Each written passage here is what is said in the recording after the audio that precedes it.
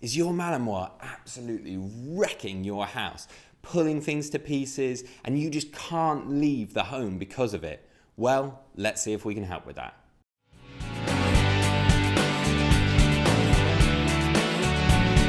Welcome back to the Fenrir Malinois Show. My name's Joe and I'm a certified canine leader here at FenrirCanineLeaders.com. We are dedicated to helping you learn everything you could possibly want to know about the Malinois and then how to become a high-level canine leader so you can raise your very own. So if you're new here, don't forget to subscribe and turn on that notification bell so you never miss a future upload. If your Malinois is destroying absolutely everything in your house, it is not a good place to find yourself in. So if you're not really sure what to do, don't worry about it, because today we're going to be tuning into a webinar that the canine behaviorist and founder of FenrirCanineLeaders.com, Will, has recorded all about dogs that are destroying things and how to deal with that situation. So over to you, Will. So in this quickfire webinar, we're going to be talking about how I, as a canine behaviourist, help the clients that I work with destructive behaviours with their dogs, whether that's destroying furniture, destroying doors, digging up carpets, any kind of destruction in the home we're going to address in today's webinar. So let's dive into it. And when it comes to destructive behaviours, it's a little bit different from many of the other common behaviours. As a behaviourist, if that's something that you're interested in working towards in the future, you're going to address. And that as myself, it's very different from, say, a behaviour like extreme aggression or extreme reactivity, where you're there in the heat of the moment and you can implement a strategy or a behaviour modification program or intervention there and then and address the issue and deal with it. Destruction tends to be an issue when people go out to work and they come home and the home is destroyed. So we have to address it in a little bit of a different way. And oftentimes it's more around the management of a behaviour as opposed to being able to correct the behaviour. Now let me explain what I mean. First and foremost, we have to understand where is it that a destructive behaviour comes from. Now in my experience of losing count of the amount of cases I've helped people with this with, it tends to come from one of two places. By far though, the most common is simply pent up frustration in terms of a lack of outlet for physical and mental stimulation requirements. What that basically means is you are not doing enough exercise with your dog. If you go out and do more exercise with your dog, give them more mental stimulation, enough that truly satisfies them every single day, depending on their breed and specific requirements for them as a dog, that will 9 times out of 10 address the problem of destructive behaviours. Now, sometimes people don't want to hear that. What they want is for me as a behaviourist with the reputation that I've got to be able to come in and may wave a magic wand. They don't have to do anything for their lifestyle and I fix their broken dog. Their dog isn't broken, the dog is simply bored and frustrated. We need to give them a positive outlet for that frustration and that will address the problem. So we're going to significantly increase the amount of exercise we're doing and significantly increase the amount of mental stimulation that we're giving them. If you're prepared to do that, 9 times out of 10 you're going to solve this problem. Now if you want to do that in more of a professional setting, you're going to have to develop the people skills of being able to get that across to your clients in a way that first of all won't upset them by simply calling them out and telling them that they're the problem, but helping them see that that's the case and helping them come up with a process and a program of how it is that they can quickly and efficiently be able to provide additional exercise and mental stimulation. And that's where you can develop different strategies around quick fire ways of exercising dogs, quick fire ways of providing more mental stimulation for them. And as is always the case with any behavior case that I work on, I always help our owners restructure their relationship with their dogs and help them become a higher level canine leader. When it comes to working with specific behavior problems, the behavior problem that an owner will come to me with, maybe it's the problem that you're dealing with yourself. Maybe, again, you want to be considering moving into this as a profession. So someone might come to you with is what we call the micro issue. That is the symptom that we're seeing, and that is what the owner will want addressing. And it is our responsibility to help them do that. Here at Fenrir, the reason we're able to have such large levels of success is because not only do we help them with those micro issues, but we put so much time and effort into fixing what we call the macro problem, the umbrella issue. And that is always around relationship with your dog, around the owners becoming a higher level canine leader that has a dog that will look up to them for guidance and direction. If we can achieve that, that opens up an incredible pathway of communication between themselves and the dog, which then allows us to teach them the things that we do want and the things that we don't want from them.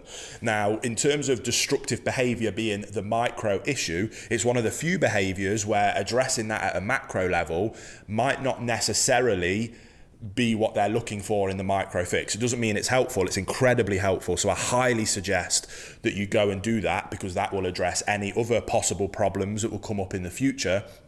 So this could be an excellent opportunity to either help yourself, if you're watching this from that perspective, or to help a client be able to go to that next level, and that will just make them happier and their dogs happier in the rest of their life. But when it comes to destructive behaviors in particular, because they usually happen when you're not there, the only real way that restructuring that relation helps is with anxiety. Now, like I say, destructive behaviors, vast majority of the time, comes from a lack of physical and mental exercise. If it's not that and the behaviors still continue, then oftentimes it comes from a place of anxiety. The dog is stressed and anxious. That anxiety tends to come, usually all of the time, comes from a lack of leadership. If a dog has a calm, consistent leader in its life that it trusts implicitly, they have no reason to be anxious. Then, as long as they're getting plenty of exercise, they'll happily relax and calm down. That's why we focus on those two things first. Then, on top of that, or why we're going through that process, because to restructure that relationship, we use our boot camp process. Again, if you're interested, the online version of that is down in the description box below. But we go through that process, but nothing happens overnight, and that can take some time. Now, like I say, that will 9 times out of 10, even more so 99 times out of 100, will address this issue. If it doesn't, or while we're going through that process, we simply use a methodology of managing the behavior. Stop setting your dog up to fail. To set our dogs up for success with destructive behaviors, it's simply about managing the environment, ensuring that there's not things in their environment that they can destroy. To do that, the easiest way is to crate train or pen train our dogs. Let me start by saying that it is not cruel whatsoever. If you get a dog and stuff it in a crate that's never been in there before, you're a poor leader, the dog is already anxious, you're not giving it enough exercise as it is, so it's already got pent up frustration, physically, mentally, and on top of that, anxiety from a lack of leadership, then you leave him in there for 10 hours, then we've got a problem. But that's not necessarily the crate's fault. Again, that's a macro problem that we need to address.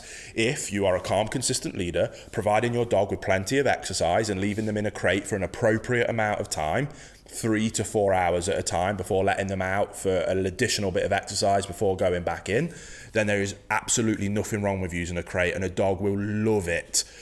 Dogs are denning animals. I like to cover crates with a big towel or blanket to make it nice and dark, put a nice bed in there so it's nice and cozy. Nobody else can ever go in that crate. That's the dog's special, safe, calm place for them to go, take themselves away and relax. That is what we're looking at achieving, and that's what we're looking at doing.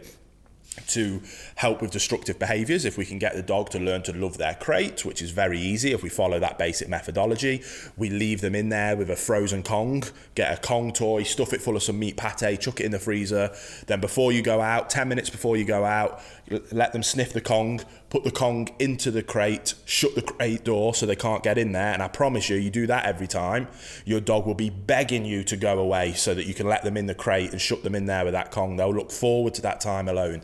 You add that on top of exercise, they go in, the Kong provides additional mental stimulation while they work their way through it. Happy days, everyone's happy. The dog then works their way through the Kong. Oh, I'm knackered now, I'm just going to have a little sleep until boss comes home. You come home, do a bit more exercise. Again, it's not rocket science. Add in more exercise, add in better leadership, control the environment. Nothing in your house ever gets destroyed again. It's not rocket science. The theory is simple and straightforward, just requires a little bit of commitment and dedication and leadership on your part if the owner, or helping your clients' owners be able to implement those kind of basic strategies just with dedication and commitment to the desired outcome, which is having a perfect dog, which you will have if you put in that effort. So I hope that was helpful. Go away, get stuck in, start implementing those things, and I promise you're going to achieve incredible levels of success. There you have it, guys, some really useful tips and tricks that you can start putting into practice straight away with your Malinois to stop them from destroying things. I really hope you enjoyed today's video. If so, get involved in the comments down below, as we would love to hear from you. Don't forget to subscribe and turn on that notification bell, as we have 2 dedicated videos coming here every single week. So I can't wait to see you in the next episode of the Fenrir Malinois Show.